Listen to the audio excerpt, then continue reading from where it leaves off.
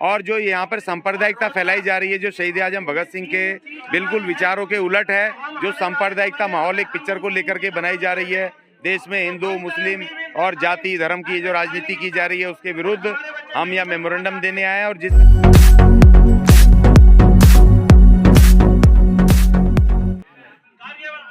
Sir आज क्या मांग लेकर आप लोग जंतर मंतर में अपना ये देखिए, ये शहीदी दिवस आज 23 मार्च शहीदी दिवस है।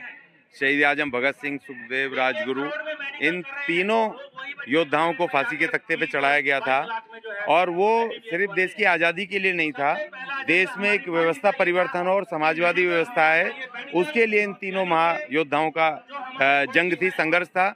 और उसी संघर्ष में हम आज यहाँ पर इन तीनों को श्रद्धांजलि देने आए हैं। जो एक तीसरा मोर्चा हमारा बना है 6 पार्टियों का, और इसमें हम उसके साथ साथ निजीकरण के विरुद्ध और हम ये बढ़ता जो भ्रष्टाचार है और जो यहाँ पर सांप्रदायिकता फैलाई जा रही है, जो शहीद आजम भगत सिंह के बिल्कुल विचारों के उलट है, जो सांप्रदायिकता माहौल एक पिक्चर को लेकर के बनाई जा रही है, देश में हिंदू मुस्लिम और जाति धर्म की जो राजनीति की जा रही है उसके विरुद्ध हम यह मेमोरेंडम देने आए हैं। और जिस तरह से निजीकरण के माध्यम से रोजगार खत्म किए जा रहे हैं, खास तौर पे जो हमारी ये आज मांग है निजीकरण के खिलाफ, जिससे कि रिजर्वेशन जा रहे हैं, सरकारी नौकरियां जा रही हैं और जो भारत का जो भविष्य का जो अर्थव्यवस्था है जो खत्म होनी है, लालाओं की जेब में जा रही है, उसके विरुद्ध हमारी लड़ाई है। और ये जो नशाखोरी दिल्ली के अंदर जो नशे को डुबोया जा रहा है, ये जो नई नई पॉलिसी लाके शराब के ठेके निजी हाथों में दे करके और पूरे जो 25 साल से 21 साल की उम्र कर दी है, नई जो ये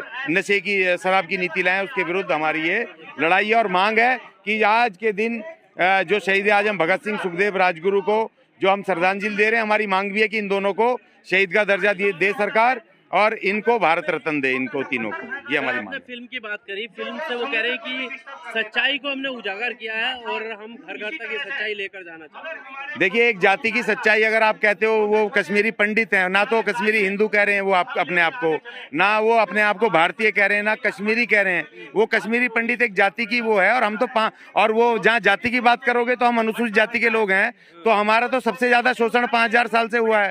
और जो लोग आज ये इस तरह से बातें कर रहे हैं, उन्होंने ही हमारा शोषण किया है। ये हमारे संबर की नगरी थी, ये जो कश्मीर सारा, अब इन्होंने कत्लेआम करके हमारे मूल निवासियों से छीना, तो हम भी तो पीड़ित हैं भाई। लेकिन आज जब भारत में एक आधुनिक संविधान है जो बाबा साहब ने दिया 26 जनवरी 1950 को, उस दिन मनुस्मृति को भी हटाया गया इस देश से और इस देश से अंग्रेजी शासन को भी, संविधान को हटाया गया। जब हमारे पास एक संविधान है और उस संविधान में पुलिस है, प्रशासन है, कानून है, कोर्ट है, कचहरी है, तो ये लोग जाकर के कैसे नारेबाजी कर रहे हैं, लोग जाकर के कैसे भाषण दे रहे हैं, वहां पर क्यों भड़का रहे हैं, एक जाति और एक धर्म को लेकर के क्यों काम कर रहे हैं। ये हमारे संविधान के आर्टिकल 25 का उल्लंघन है कि आप एक जाति और एक धर्म को लेकर के काम कर रहे हो। हम उसका विरोध करते हैं। देखिए, हमें इस बात से नहीं है कि उनको भी न्याय मिले, उस जाति को भी न्याय मिले, और मिला भी है और खूब आप दे दो, ले जाओ, बीजेपी की सरकार है, आप लेके जाओ ना भाई वहाँ कश्मीर में, उनको दो उनके घर मकान। किसने रोका है? पुलिस आपके पास, फौज आपके पास, अर्धसैनिक बल आपके पास, सारी शक्ति आपके पास, तो ले जाओ कश्मीर में, किसने रोका है? लेकिन आप देश तोड़ने का काम हम नहीं करने देंगे। शहीद आजम भगत सिंह, सुखदेव, राजगुरु की आज शहादत दिवस है, हम भी शपथ लेंगे, हम भी घर घर जाएंगे, इनको एक्सपोज करेंगे कि एक जाति के लिए सरकार है या पूरे देश के लिए है, ये बताना पड़ेगा। सर, एक दलित मूंछ रख लेता तो उसकी हत्या कर दी जाती है, आप भी उसी समाज से आते हैं, क्या कहोगे, क्या दलितों को अधिकार नहीं है मूंछ रखने का? देखिए, हम यही कह रहे हैं कि ये तो चलो आप कह रहे हो कि एक जाति एक दूसरे धर्म ने आपको आपके खिलाफ ये किया, हम तो एक जाति में रह करके, एक कश्मीरी पंडित है पंडित, और हमारे जो हमारा दलित उसी जाति का, हिंदू धर्म का, अगर मूंछ रख ले, अच्छे कपड़े पहन ले, मंदिर में चला जाए, अच्छे घर बना ले, तो उसी के विरुद्ध तुम आग लगा देते हो उनके घरों में, उनकी हत्या कर देते हो, उनको मंदिरों में नहीं आने देते, पानी नहीं लेने देते। तो भैया हम किसके पास जाएं? हम कौन सी फाइल बनाएं? हमें ये भी तो बता दो। तो क्या यहाँ पर इस देश में जाति और धर्म की राजनीति चलेगी या शहीद आजम भगत सिंह के सपनों का भारत बनेगा? अशोक जी, आप लगातार लड़ाई लड़ते रहे दलित समाज के लिए, क्या वजह अपराध क्यों नहीं कम हो रहा? देखिए, अपराध इसीलिए नहीं हो रहा क्योंकि सरकारें जो हैं, ये तमाम सरकारें सांप्रदायिकता रूप से जाति और धर्म को लेके काम कर रही हैं। ये भारत के संविधान को खत्म करना चाहते हैं और ये इस संविधान के विरुद्ध काम कर रहे हैं। इस वजह से वो मानसिक रूप से जातिवादी धार्मिक रूप है लोग हैं, इसलिए ये दलितों के खिलाफ अत्याचार कम नहीं होगा। आरोप लगाते हैं बीजेपी सरकार में ऐसा हुआ, राजस्थान में तो कांग्रेस की सरकार है, वहाँ पर तो बुरे हालात हैं समाज के। नहीं देखो, बुरे तो होने ही है, क्योंकि जब जातिवादी लोग सत्ता में बैठेंगे इस देश में, प्रधानमंत्री कौन बना, पहला राष्ट्रपति कौन बना और आज तक सबसे ज्यादा कैबिनेट में कौन लोग रहे। जब जाति के आधार पे जब कैबिनेट बनेगी, जाति के आधार पे चुनाव लड़े जाएंगे, जाति के आधार पे कैंडिडेट तय होंगे, तो भैया जाति का उन्मूलन कैसे होगा। बाबा साहब ने भारत के संविधान में अनुच्छेद 17 जो उनमें कहा, उस समय 26 जनवरी 1950 को कहा, आज से छुआछूत का उन्मूलन किया जाता है। क्या हो गया? नहीं हुआ, क्योंकि उसके ऊपर कोई नया नीतियां कोई कुछ नहीं बनाया। तो इसीलिए मैं ये कहना चाहता हूं कि आज हमें शपथ लेनी होगी भारत के संविधान को लागू करने की।